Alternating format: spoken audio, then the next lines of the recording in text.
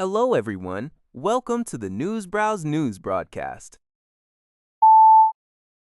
UPI reports that escalating aerial attacks between Ukraine and Russia have resulted in 18 deaths and 100 injuries.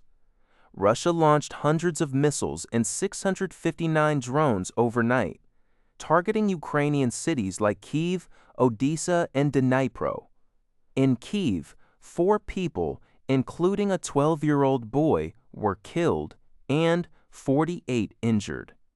Odessa saw 9 fatalities and 23 injuries from strikes on residential and port infrastructure. Dnipro reported 3 women killed and 27 injured. Ukraine responded with over 200 drones, which TASS reported killed 2 children, aged 5 and 14, and injured 2 adults in Russia's Krasnodar Krai region, with other drones downed over several Russian regions and Crimea. The attacks follow Ukrainian President Volodymyr Zelensky's warning about critically low stocks of U.S.-made Patriot air defense missiles, stating the situation could not be any worse and linking it to the ongoing conflict in the Middle East. Former U.S. Marine Corps pilot Daniel Duggan has lost his appeal in an Australian court to avoid extradition to the United States, CBS News reports. He faces allegations of illegally training Chinese military aviators more than a decade ago. Federal Court Justice James Stelios ruled on Thursday that no jurisdictional error was made by then Attorney General Mark Dreyfus in ordering Duggan's extradition in 2024. Duggan is accused of providing training to Chinese military pilots in 2010 and 2012, possibly at other times, while working for the Test Flying Academy of South Africa, without obtaining the necessary license. Prosecutors allege he received approximately 88,000 Australian dollars, 61,000, for these services.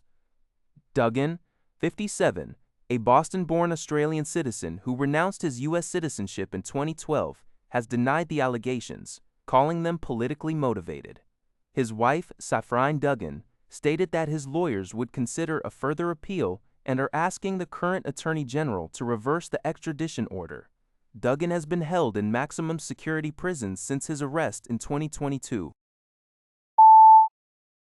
The U.S. House of Representatives is poised to deliver a significant rebuke to President Trump's immigration policies by voting to block his administration from ending temporary deportation protections for Haitian nationals, led by Democratic Rep. Ayanna Pressley. A discharge petition, supported by all House Democrats and 4 Republicans, forced a vote on a bill to extend temporary protected status, TPS, for Haitians until 2029. The Trump administration has sought to terminate TPS for Haiti, deeming its continuation contrary to the U.S. national interest. Despite acknowledging concerning conditions in the Caribbean nation, lawmakers advocating for the extension argue that forcing Haitians to return to an unsafe country is unjust and unwise, citing ongoing economic security, political, and health crises, and the State Department's own travel warnings.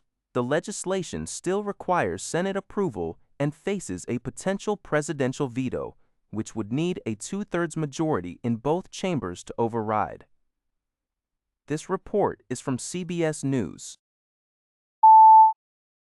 NPR reports that mediators, with Pakistan playing a key role, are actively working to extend the current 2-week ceasefire between the United States and Iran, which is set to expire on April 22nd.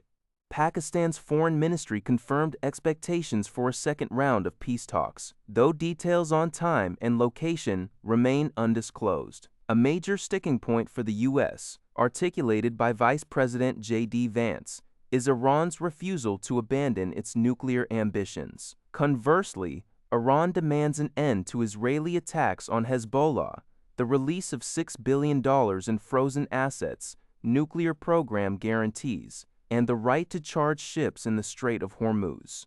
Despite the ceasefire, Israel has continued military operations in southern Lebanon, including an airstrike that destroyed a key bridge. Reports of a planned call between Israeli Prime Minister Netanyahu and Lebanese President Aoun emerged, though Lebanon's presidency denied knowledge. Meanwhile, Iran's military has threatened to block other vital shipping routes, like Bab al-Mandeb, if the U.S. blockade of the Strait of Hormuz persists. A former Revolutionary Guard commander even voiced opposition to the ceasefire, threatening to sink U.S. ships and take hostages. Public opinion in Iran remains divided on the ceasefire's effectiveness.